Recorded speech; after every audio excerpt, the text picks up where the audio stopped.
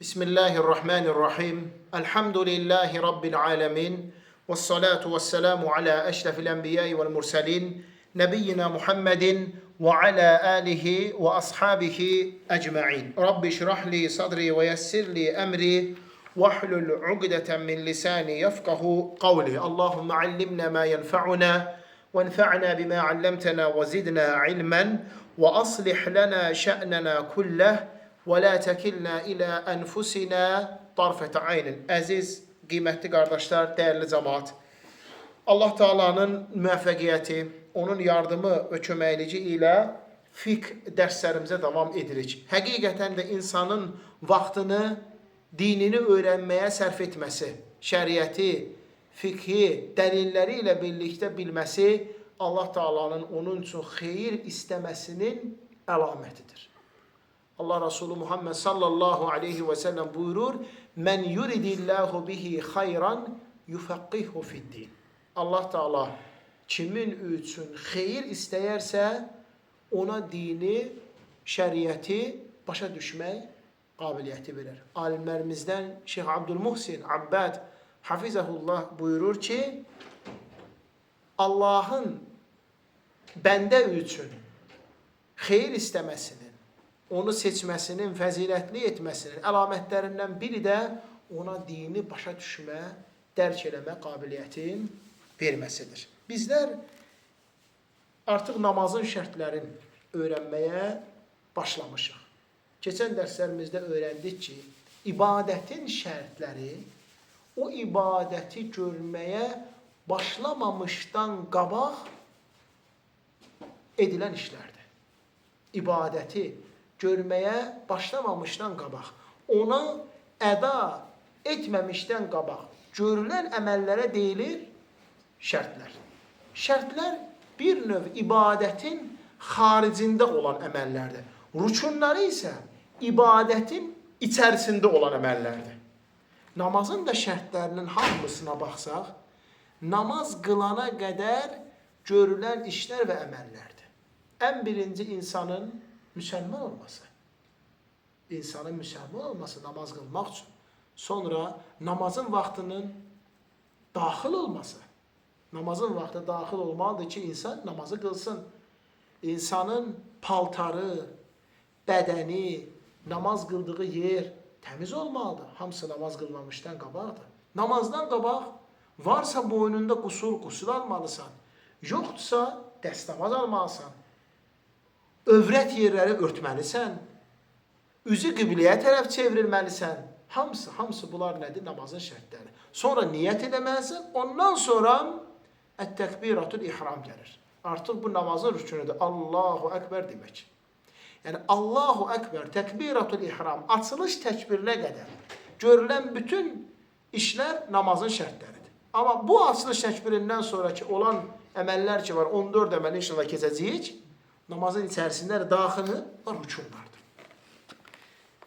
Bizlər şərtlərdən artıq ikisini öyrəndik. Namazın vaxtının daxil olduğunu bilmək. Daxil olduğunu, namazın vaxtının girməsini bilmək. İkinci şərt, insanın təmiz, pak olması.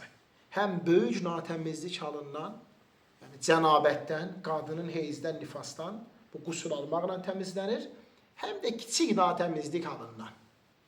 Ayaq yoluna gedib gəldin, böyük ayaq yolu, kiçik ayaq yolu, yaxud da yatıb yuxuladın, bunlardan təmizlənmə dəstəmaz almaq olur. Bədənin təmiz olması, namaz qılacağın yerin təmiz olması, paltarın təmiz olması. Bunları Allah həmd olsun biz öyrəndik. Keçən dərsimizdə isə öyrənməyə başladıq, namaz qılan zaman bədəndə örtüləsi yerlər. Və kişilərdə bunları öyrəndik ki, kişilərdə namaz qılan zaman örtülməlidir, göbəklə dizin arası, yəni göbəkdən yuxarı, dizdən aşağı örtülməlidir, çiyinlər örtülməlidir, bel örtülməlidir, hansı ki, göbəkdən yuxarı, dizdən aşağı olan əraziyə daxildir. Paltar əgər sən namaz qılanda açılacaqsa, məsələn, şortiklər kimi, məsələn, dar köynəklər kimi sən rükuya əyləndə belin görəcəksə və yaxud da qiyamda dayanmısan, dizün görsənmir. Amma səcdəyə gedəndə və yaxud da namaz açılacaqsa, o şəkildə namaz qılmaq icazəli deyildir. Bunları Allah həmd olsun biz öyrəndik. Bu dərsimizdə isə biz öyrənəcəyik, qadına namaz qılan zaman örtünmə qaydasını. Örtünmə inşallah qaydasını. Mə yecibu ən təsturahul mar'atu fis-salah. Qadına namazda örtməsi vacib olan yerlər. Ən birinci qardaşlarım, İzə sallətil mar'atu bi hadaratil əcanib, əgər qadın namazı əcnəbi kişilərin, naməhrəmlərin olduğu bir yerdə qılırsa, فَعَلَيْهَا أَنْ تَسْتُرَ جَمِيعَ بَدَنِهَا إِلَّا الْوَجْهُ وَالْكَفَّيْنِ عِنْدَ الْجُمْهُورِ. Onun üzərinə vacib olan bütün bədənini örtməsidir. Yalnız üzündən və əlindən başqa. Bu da cumhur alimlərinin görüşüdür. İnşallah bunun haqqında ətraflı az sonra öyrənəcəyik. Görək qadın əcnəbilərin, naməhrəmlərin yanında da üzü, əli açıq ola bilər, yoxsa örtüyü olmalıdır. Az sonra inşallah öyrənəcəyik. Ən birinci naməhrəmlərin, əcnəbilərin yanında, məsələn, məscid deyək. Məsələn, musallələr, bayram günləri. Bütün bədəni örtülü olmalıdır. Yalnız üzü və əli açıq ola bilər cumhurun görüşünə görə. İkinci, İzə zahara minhə şey'un mimmə yecibu satruhu bihadaratil əcanib fəhiyyə əthimətun lakin la tubtiru salatuha alə sahihi min əqvalil uləməi. Əgər o namaz qılanda örtülməsi vacib olan yerlərdən balaca açıq olsa, məsələn, deyək ki, saçından, fərz edək, və yaxud da qolu biraz yuxarı qalxsa, az bir miqdardırsa, buna görə günah qazanır. Buna fikir vermədiyinə görə. Günah qazanır. Lakin namazı səhihdir. O şəkildə namazı onun sayılır. Alimlər yanında olan iki səhih, mötəbər rəyin birinə görə. Bəzi alimlər deyir ki, hətta az açılsa belə namaz batildir. Bu da mötəbər və səhih rəyidir. Ona görə qadına vacibdir ki, ixtilafa düşməmək üçün, fikir ayrılığı olmamaq üçün elə geyinməlidir ki, onun bədənində heç azca bir yer belə, hansı ki namazda örtülməsi vacibdir, açılmasın. Lakin birdən açılarsa azca bir yer, namazı yenə səhihdir. İz lə dəlilu alə butlanis salati bizəlik. Çünki onun namazının az bir yerin açılması ilə batil olmasına dəlil yoxdur. Ona görə. Üçüncü, əmmə İzə kənətil mər'atu tusalli munfəridətən əv yəhduruhə zəvcu əvül məhərim.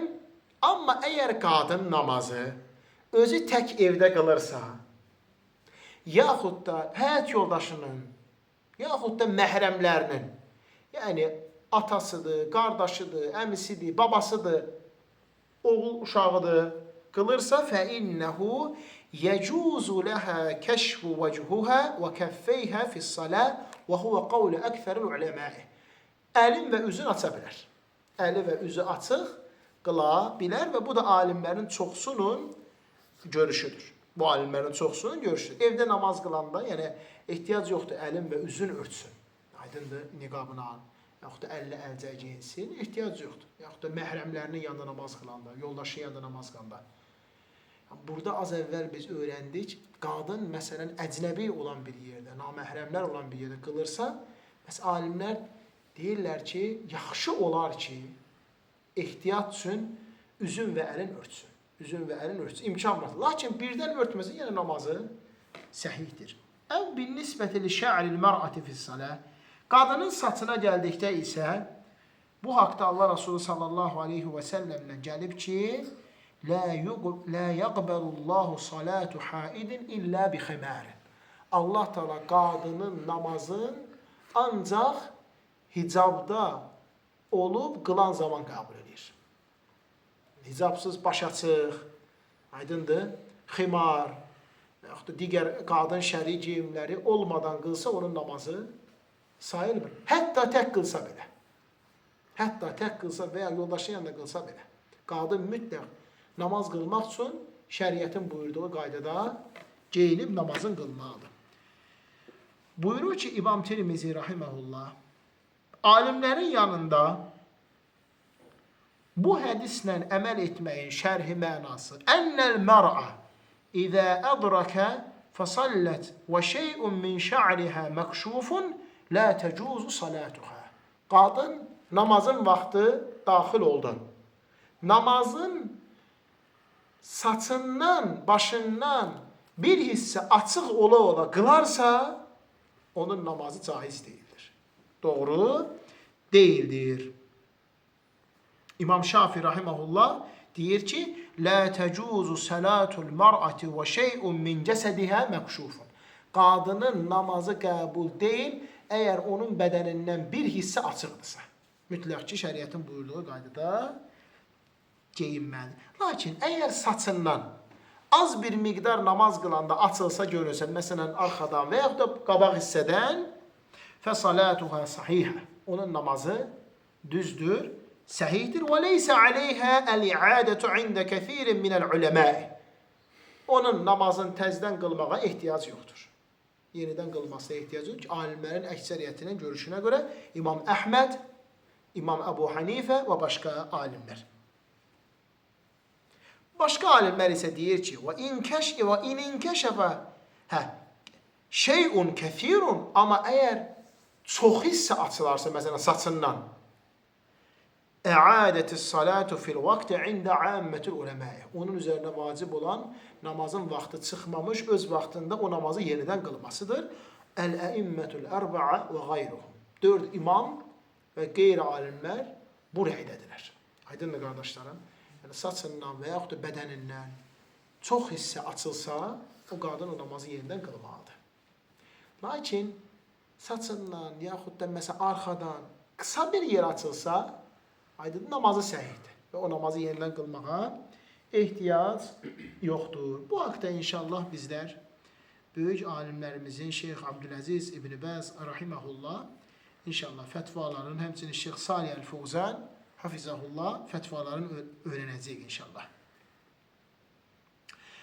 Buyurur ki, Şeyx İbn Bəz rahimehullah qadının namazda üzünün və əlinin demək açıq olması haqqında.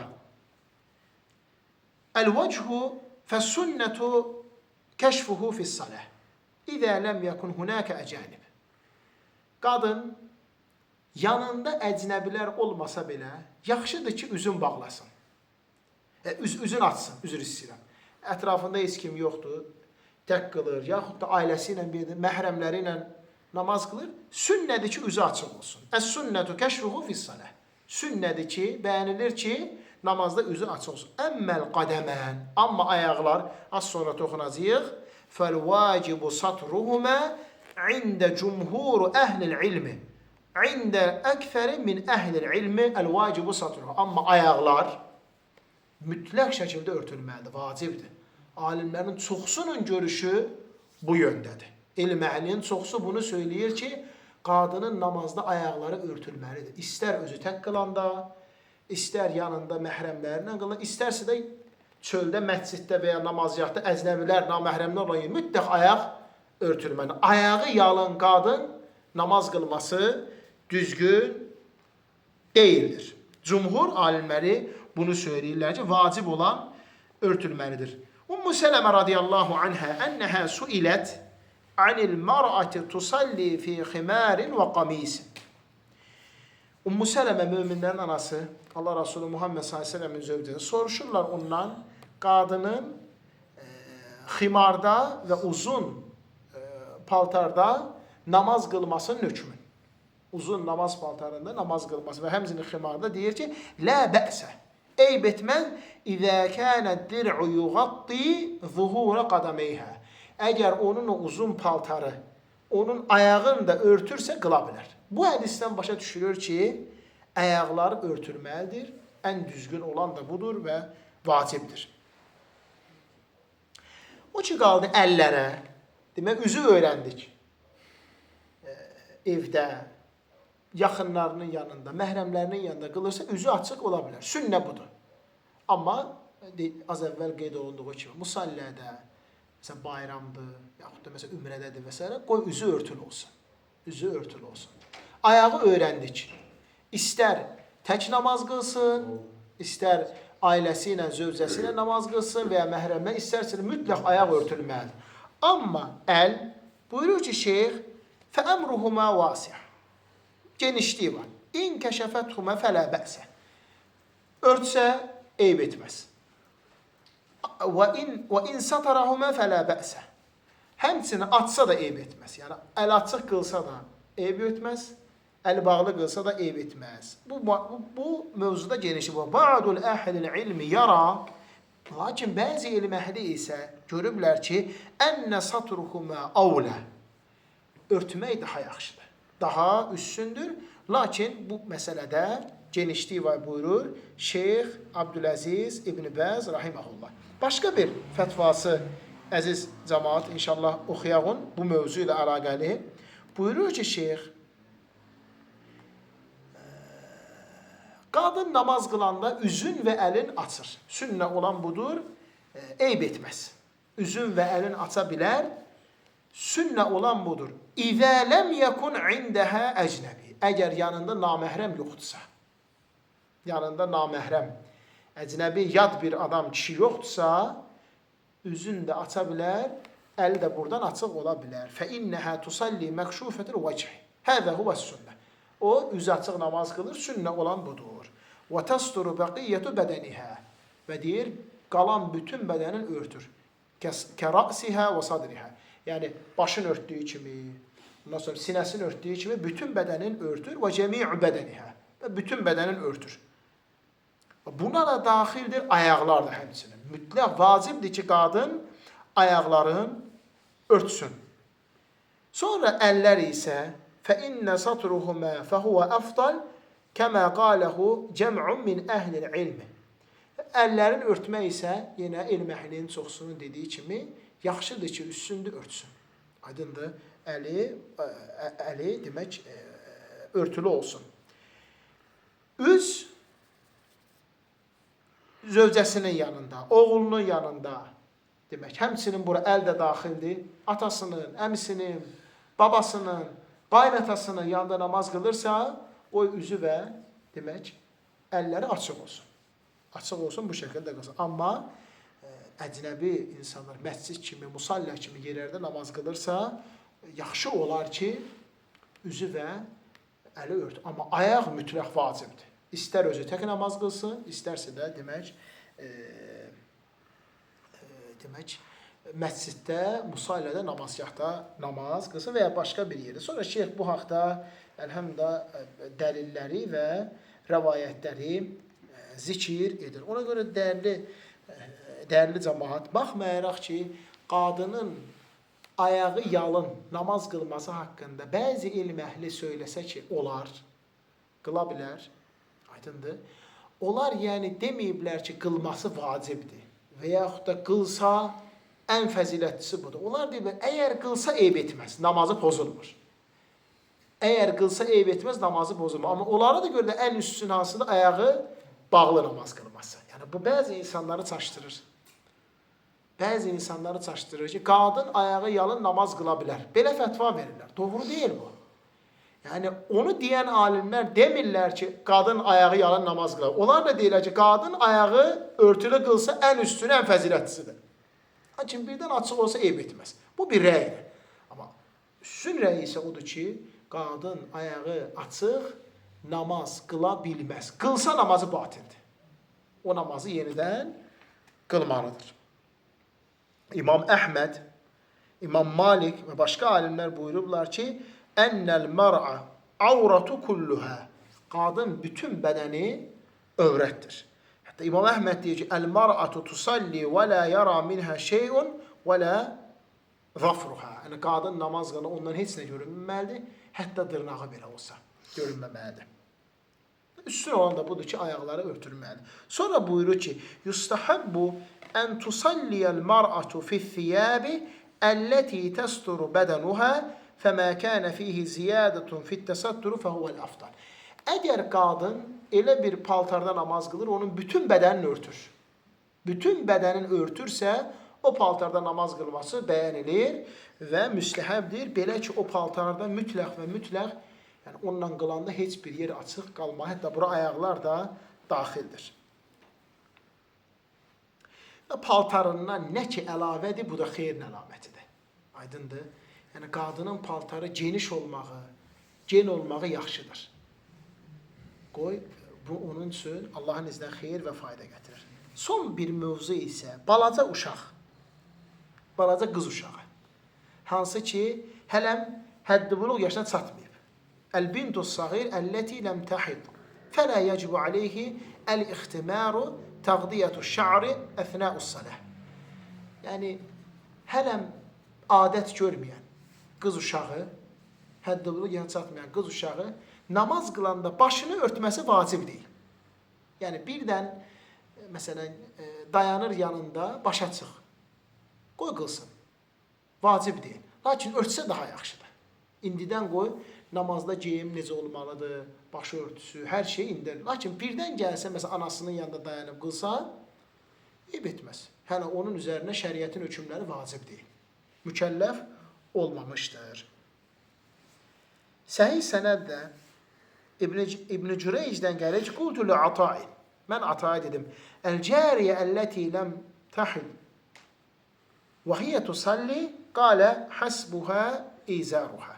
Yəni, az əvvəl dediyimiz kimi, yəni, həddi-buluğ yaşına çatmamış balaca qız uşağı namaz qılması, deyir, yəni, bədənin örtməsi kifayət, saç açıq olsa belə namazı səhihdir və qəbuldur. Allah subhanət hala bizləri eşitib, başa düşür, faydalanan qullarından etsin. Elhamdülillah biz bu dərsimizdə öyrəndik ki, qadın namaz qılanda, demək, ən birinci hal odur ki, ayaqları bütün bədəni örtüldüyü kimi ayaqlar da mütləq örtülmə. İstər özü tək qılsın, istər ailəsinə namaz qılsın, istərsə də çöldə, məsciddə və yaxud da namazgahda və ya həcc ümrə ziyarətdə mütləq örtülməlidir. İkinci, əlin və üzün açıq olması.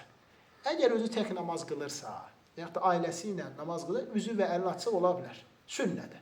Amma çöldə əcnəbilər arasında qılırsa, yaxşı olar ki, ehtiyat üçün əli və üzü bağlı olsun, dəyərli qiymətli qardaşlar. Subhanəkə Allahümmə bihamdik, əşhədu ən la ilahə illə ənt, əstəğfiruka və ətubu iləyik.